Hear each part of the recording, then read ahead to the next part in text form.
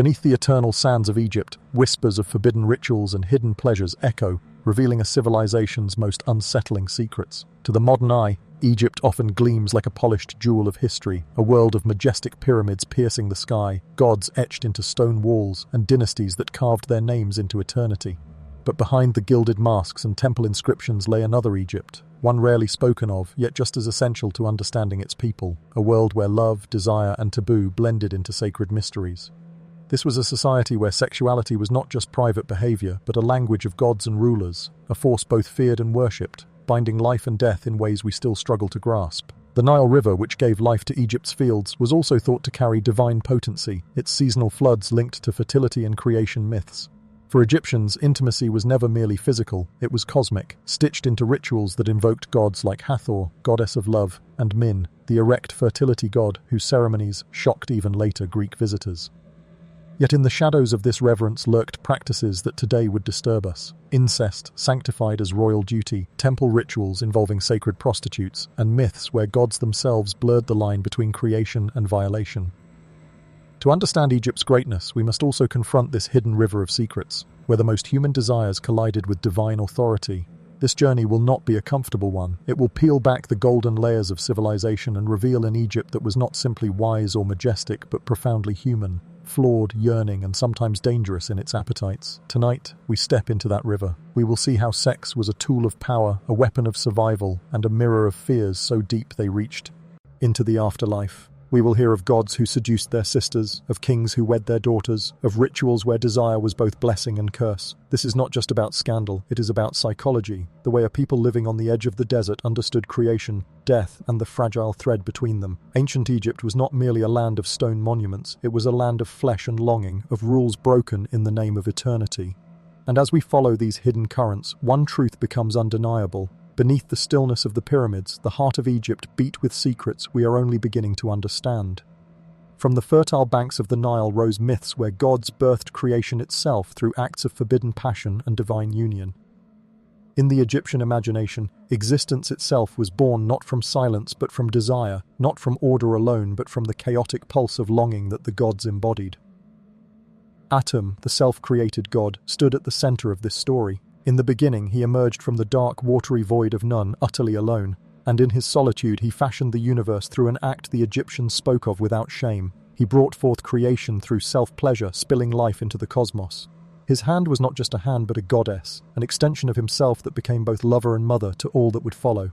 To modern ears, this myth may sound shocking, even irreverent, but to the Egyptians it carried the weight of sacred truth. That sexuality was the first spark of order, the divine tool through which the emptiness was broken and the world filled with breath, light, and form.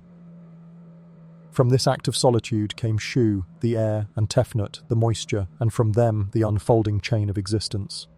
Creation was not sterile, it was intimate, primal, charged with a vulnerability that made the Egyptians see sexuality not as private indulgence but as the cosmic force that had once shaped reality itself.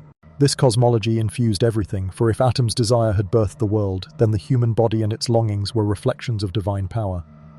The myth of Osiris and Isis deepened this belief, binding sexuality to death and resurrection in a cycle as eternal as the flooding of the Nile. When Osiris was murdered and dismembered by his jealous brother Set, Isis, his devoted wife and sister, gathered the fragments of his body from across Egypt. Yet one piece she could not find, the phallus which Set had thrown into the Nile, devoured by fish. In grief, but also in determination, Isis fashioned a replacement, and through a sacred act of union with her dead husband, she conceived Horus, the falcon god of kingship. This union was not merely about desire, but about power, the proof that love and fertility could defy even the grip of death. For Egyptians, the image of Isis straddling the corpse of Osiris to breathe new life was not obscene, but holy, an erotic rebirth that guaranteed the continuity of kingship and, by extension, the survival of the land. Here was the duality that would haunt Egyptian thought forever. Sexuality as both sacred, the force that made life possible, and dangerous, the force that could dissolve order into chaos if untamed. The same passion that birthed gods also unleashed betrayals, jealousies, and acts that crossed boundaries of family and morality. Myths openly embraced this ambiguity, with Set himself portrayed as a violator, blurring the lines of dominance and humiliation, his rivalry with Horus steeped in acts meant to unman or overpower. In these stories, erotic imagery was not hidden away in embarrassment, it was central, engraved into temple walls, spoken in rituals, and carried into the moral fabric of society. To the Egyptians, to speak of desire was to speak of life itself. Every harvest depended on fertility, every dynasty on succession, every sunrise on the balance between passion and restraint. This cosmological backdrop was more than myth, it was the lens through which Egyptians viewed their own bodies, marriages, and even taboos. To love was to participate in the divine, yet to transgress recklessly was to risk unleashing chaos, as Set had done. Thus, sexuality became a double-edged current, life-giving and destructive, sacred and transgressive. And as the Nile rose and fell, so too did the tides of Egyptian thought, forever shaped by the belief that in desire lay the keys to both eternity and ruin. Behind golden crowns lay darker truths. Pharaohs wed sisters, daughters and mothers, blurring family into instruments of dynastic survival. To outsiders, the royal court shimmered with divine splendor, a place where rulers walked as gods on earth. But beneath this glittering surface lay a practice that disturbed even ancient observers, incest woven into the very fabric of kingship. From the earliest dynasties, pharaohs were not seen as ordinary men, but as Horus incarnate, the living embodiment of divine order. And for such beings, marriage was never simply about affection. It was about preserving a sacred purity, keeping the bloodline untainted by the touch of commoners. If the gods themselves, like Osiris and Isis, had bound brother to sister, then so too must their earthly representatives, ensuring that the throne remained clothed in divine legitimacy. This practice reached its most notorious form under the Ptolemies, Greek rulers who adopted and intensified the custom, with brother marrying sister across generations, echoing a mythic ideal while tightening their grip on power. Cleopatra herself was both product and participant in this system, her beauty and intellect shadowed by the knowledge that her lineage was stitched together by unions that broke ordinary human taboos. To modern minds, these marriages conjure images of cruelty and coercion, and indeed for many royal children there was little choice. A princess was not simply a daughter. She was a vessel of dynastic continuity, a body assigned to ritualized intimacy, her personal desires swallowed by the needs of the throne. A young prince might look at his sister and see not playmate or confidant but future consort, a bond forged less in love than in duty. Behind the gilded murals and incense-filled halls, identities blurred. What did it mean to be husband and brother at once, or to call a woman both mother and wife? These contradictions eroded individuality, reducing people to symbols, breeding intimacy that was less human than ceremonial. And yet, for the dynasty, this sacrifice was survival. Incest preserved the illusion of god-blooded rulers, reinforcing the mystique that kept Egypt's people in awe. But the cost was borne by flesh and spirit alike. Children born of these unions sometimes carried the marks of fragility, and beyond physical consequences lay a deeper wound, the psychological trauma of being raised not for freedom, but for entrapment in a ritual that denied choice.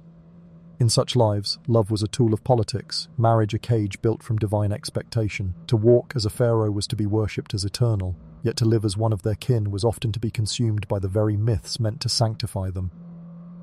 Egypt's grandeur endured through these sacrifices, but its most dazzling crowns were polished with the tears of those who were never allowed to love as themselves. In candlelit sanctuaries, priestesses and priests performed sensual rites, offering their bodies as vessels for divine pleasure and cosmic balance. To the ordinary Egyptian standing outside temple walls, the rituals of Hathor, Isis and Min shimmered with mystery, the air heavy with incense. The rhythmic pulse of sistrums and drums, chants rising into the night. But within, the ceremonies carried a weight few could imagine, acts where flesh and spirit blurred, where sexuality was transformed from private longing into a sacred duty meant to sustain the entire cosmos. Fertility was no trivial concern in Egypt, for the rhythm of the Nile dictated life itself, and when its floods failed, famine and death followed. To ensure abundance, priests and priestesses enacted rites of seduction, invoking the goddesses of love and fertility not with words alone but with bodies, believing that divine forces required intimacy made manifest to stir creation and bless the fields. In these rituals, participants were not individuals but vessels, their identities dissolved into sacred roles as embodiments of Hathor's joy or Isis's devotion, their movements both prayer and performance. To the people, such rites were a guarantee of survival. To the participants, they were chains of expectation, a surrender of self disguised as worship. Were they revered as chosen conduits of the gods, or coerced by tradition into roles from which there was no escape? For some, the power of being the human touchpoint of divinity may have felt intoxicating, a fleeting union with forces larger than life. Yet beneath the aura of sanctity lay the quiet possibility of trauma, of lives consumed by ritual obligation, of intimacy stripped of choice. The temple was both theatre and prison, its rituals echoing the paradox that defined Egypt's understanding of desire, at once holy and perilous, a current of creation that could just as easily erode as it could nourish. Here, sex was not sin but survival, not pleasure but cosmic duty, yet the cost was borne by fragile human hearts forced to mask their pain behind hymns and incense. Beneath the stone pillars and painted ceilings, the most human of seats was transformed into an offering to eternity, leaving behind questions that whisper still. When desire becomes ritual, what remains of the self? Guardians of tombs whispered of women violated after death, their bodies transformed from sacred vessels into objects of secret desecration. Among the most unsettling accusations preserved in ancient sources is that of necrophilia, claims that embalmers and mortuary workers, entrusted with preparing the dead for eternity, sometimes abused the bodies of the newly deceased. Herodotus, the Greek historian who travelled through Egypt, recounted rumours of morticians delaying embalming until decay had begun, for fear that irresistible beauty might tempt those handling the corpse. The horror of such acts was not only physical but spiritual, for in Egyptian belief the body was not a shell to be discarded but an essential vessel for resurrection. To damage it was to risk severing the soul's passage to eternity. Yet the accusations persisted, revealing a cultural anxiety about beauty that lingered even beyond the grave. A young woman, prized for her loveliness in life, became a dangerous object after death, her form still capable of stirring desire, her silence absolute. Families, terrified of such desecration, sometimes kept vigil over their daughters' bodies, waiting until the skin began to lose its bloom before surrendering them to embalmers. In this grotesque practice, beauty itself was a curse, drawing predators even when the heart no longer beat. At its core lay a disturbing psychology, the urge to dominate the utterly helpless, to assert control not only over life but over death itself. To violate a corpse was to claim mastery of something beyond the reach of ordinary power, a dark inversion of Egypt's obsession with immortality. Yet behind the whispered accusations, one senses also the anguish of families, mothers and fathers watching over their beloved dead, aware that the sanctity of their child's body was fragile in the hands of others. In this anguish, trauma and taboo intertwined, exposing the raw truth that even in a culture that celebrated resurrection and divine protection, human cruelty still prowled in the shadows. The forbidden desire for the dead was not merely a sin against the body, but against eternity itself, an act that shattered trust in the sacred bond between the living and the departed. Egypt built monuments to guard its dead for thousands of years, yet the most terrifying threats were sometimes not grave robbers or desert winds, but the hands of those entrusted to care for the dead, hands that turned sanctity into violation under the cloak of silence. Papyrus scrolls preserved whispers of spells, erotic chants, love potions, and curses binding hearts with dangerous, obsessive desire. To walk through the shadowed chambers of Egyptian belief was to find not only hymns to gods but also private pleas scrawled in ink, secret invocations meant to bend the will of another. Magic, or Heka, was not superstition to the Egyptians. It was a force as real as the Nile's flood, a divine gift woven into daily survival. Among its many forms was love magic, spells designed to inflame passion, to bind the heart of a desired partner, or to punish those who strayed. A man might grind herbs into a potion, whispering incantations over it so that a woman who drank would burn with lust for him, her will shackled by unseen power. An amulet could be inscribed with words of command, carried like a hidden leash binding one soul to another. But love magic was not the domain of men alone. Women too sought its aid, sometimes out of desperation for affection, sometimes as weapons of revenge. A scorned lover could whisper curses so that her betrayer found no rest, his nights haunted by desire or impotence, his life unraveling beneath invisible threads. These spells reveal the darker undercurrent of intimacy in Egypt, a hunger for control, a refusal to accept rejection, a fear that without magic one's place in love or society might collapse. Desire, so sacred in myth and ritual, was here twisted into obsession, its sacred fire turned into chains. To compel affection was to strip away free will, reducing the beloved to an object, a possession shaped by words and rituals rather than mutual longing. And yet, the desperation behind these spells is striking, ordinary people yearning for stability in a world where famine, disease and death lurked at every horizon. To hold another's heart, even by force, was to carve out certainty where life offered none. But beneath that certainty lay cruelty, the trauma of being bound by unseen forces, of love transformed into captivity. The papyri, fragile as the bodies they once lay beside, whisper to us now of a society where longing was powerful enough to blur the line between worship and coercion. Love could be prayer, but it could just as easily be a curse. By torchlight, thousands drank themselves into oblivion, bodies colliding in chaotic frenzy, reenacting the goddess Sekhmet's blood-soaked lust. This was the festival of drunkenness, one of the most shocking rituals in the Egyptian calendar, a sanctioned eruption of chaos in a society otherwise obsessed with order. At its heart lay a terrifying myth. The sun god Ra, enraged at humanity's rebellion, unleashed the lion-headed goddess Sekhmet to slaughter mankind. Her hunger for blood was insatiable, her rage uncontrollable, until Ra tricked her into drinking vats of beer dyed red to resemble blood. Intoxicated, she forgot her fury, her frenzy dissolved into stupor, and humanity was spared. To commemorate this moment, Egyptians gathered each year for a mass ritual where order was inverted. Temples overflowed with dry NK. Men and women poured into the night, wine and beer flowing until inhibitions collapsed. Music pounded through the air, chants rose into the smoke-filled dark, and bodies stumbled together in chaotic intimacy. What began as mythic reenactment soon became release, a night when the ordinary restraints of morality dissolved, and the crowd sank into a whirl of sex, shouting and violence, their frenzy sanctified by divine precedent. For some, it may have been liberation, a rare moment when hidden desires could surface without fear of judgment. For others, it was terror, a night when the crowd became a beast, trampling boundaries, blurring consent, and leaving memories of trauma beneath the veil of ritual. The paradox was stark. Behavior condemned in daily life was permitted, even celebrated, when cloaked in the goddess's story. Intoxication became not sin but offering, chaos not threat but balance, a reminder that even the strictest order required an outlet for the wildness simmering beneath. In the morning, the hangover was not just physical but spiritual, as revelers stumbled back into their ordinary roles, carrying with them the unspoken scars of what had passed. The festival of drunkenness revealed the fragility of Egyptian order, showing that beneath the veneer of control lay an acknowledgement of humanity's unruly core.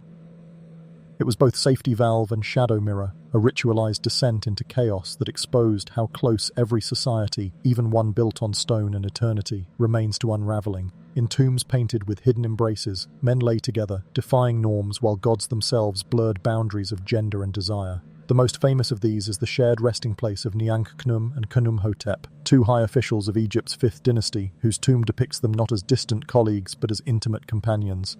On the walls they are shown touching noses, a gesture the Egyptians reserved for lovers, standing side by side as though joined in both life and eternity. Scholars have debated the meaning. Were they brothers whose closeness was expressed through symbolic affection, or were they lovers who dared to inscribe their bond upon the very stone meant to guarantee immortality? In a culture that prized order, lineage, and dynastic duty, their tomb remains a rare and poignant testament to intimacy outside the expected path. And yet, Egyptian mythology itself was filled with fluidity that unsettles modern assumptions. Atum, the self-created god, fashioned the universe through acts of self-union, collapsing male and female into one body. Hapi, the Nile god who nourished the land, was depicted with both male and female attributes, broad-breasted, soft-bellied, a fertile embodiment of intersex divinity.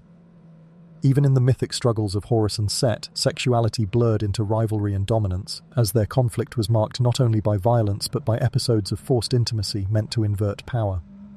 In these stories, desire was not constrained by human categories. Gods could be both mother and father, both seducer and nurturer, both masculine and feminine at once. For human beings living in such a cosmology, gender and sexuality existed within a larger spectrum than later moral codes might allow, and yet visibility carried risk. The love of Niankhkhnum and Khnumhotep, if indeed it was love, had to hide beneath layers of interpretation, their intimacy veiled in symbols that left enough ambiguity to escape condemnation, while still preserving truth for those who knew how to see.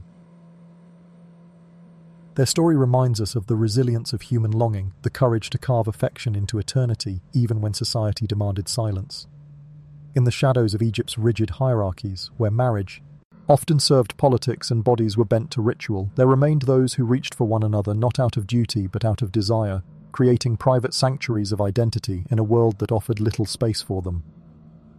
Love endured, even in whispers, even in hidden paint strokes that time has yet to erase. Whispers of forbidden touch risked brutal shame, mutilation, or exile. Egyptian law turned intimacy into a theatre of fear. While desire was celebrated in myth and sanctified in ritual, in daily life it was policed with relentless scrutiny, for sexuality was never just private, it was tied to honor, family, and the fragile structure of order the state claimed to uphold. Adultery was among the gravest offences, especially for women who carried the burden of preserving lineage. A husband's infidelity might be tolerated, excused, or brushed aside as indulgence, but a wife's betrayal could shatter reputations, destroy marriages, and bring punishments as severe as mutilation or public disgrace. Divorce itself was a form of punishment, stripping a woman of security, wealth, and standing, casting her into a society that seldom forgave those marked by scandal. Some accounts speak of harsher fates: ears severed, noses cut, bodies branded, physical reminders that desire, when misdirected, was a crime against both family and the gods. Men, shielded by privilege, often moved in shadows with greater freedom, yet even they risked ruin if their affairs disrupted alliances or crossed into sacred boundaries. The double standard was clear: women's bodies were prisons of expectation while men's were canvases of power. Beneath this imbalance lay a deeper psychological wound, for love itself became dangerous, a potential betrayal not just of one's partner but of society's fragile order. To fall in love outside the sanctioned path was to invite disaster, to see affection turned into evidence, longing into liability. For many, the safest path was silence, hiding emotions behind masks of obedience, shaping lives around fear of being seen too clearly. Yet the state's obsession with controlling intimacy also betrayed its weakness. Egypt knew that desire was unruly, that without fear hearts would wander, and so it wrapped passion in laws, punishments, and ritual shame. But repression cannot kill longing, it can only drive it deeper into shadows where it festers, distorts, or resists. In this tension, we glimpse the fragile humanity of Egypt's people, individuals caught between the crushing weight of expectation and the simple yearning to love without fear.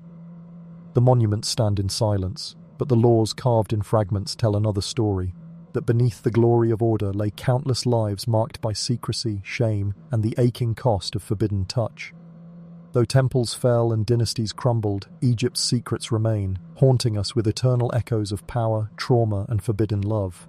For every practice that startles modern eyes, incest within royal bloodlines, necrophilia whispered in tombs, fertility rites enacted through sacred bodies, the Egyptians themselves found coherence, even sanctity. What we see as transgression, they saw as continuity, order preserved through rituals that bound life and death together. And yet, across the gulf of centuries, the shock lingers, not because the Egyptians were uniquely strange, but because they reveal something universal: that human desire has always resisted containment, surging through law, taboo, and even faith itself. Egypt teaches us that sexuality was never merely private, it was cosmic, political, dangerous, and divine. In their myths, Atum brought forth life through his own body, Isis conceived through a union with the dead, gods blurred gender into fluid forms, and passion itself became the thread from which the universe was spun. Later civilizations from Greece to Rome would inherit these echoes: sacred prostitutes in temples of Aphrodite, Dionysian festivals of intoxication, emperors and rulers who, like pharaohs, cloaked excess in divinity. Yet none carried the paradox with such elegance as Egypt, where the same society that punished adultery with mutilation could also sanctify a night of ritual drunkenness, where the same culture that revered motherhood demanded that sisters marry brothers to preserve purity. To study these shadows is not to mock or condemn, but to reflect on the ways desire bends beneath power, on how love can be weaponized, sanctified, or silenced. Beneath the monuments and mummies, Egypt's story is not just one of stone but of flesh, of longing, of the fragile attempts to control what is uncontrollable. Desire was their strength and their terror, their holiness and their shame, and in that they are not distant from us at all. For even today, we wrestle with the same paradoxes: passion celebrated in one breath, condemned in another, intimacy elevated to beauty, and yet bound in chains of expectation. Egypt's legacy lingers because it is ours too, a mirror polished by time, showing us the eternal truth that sexuality is not indulgence but revelation, exposing power, vulnerability, survival, and the fragile humanity that binds every age,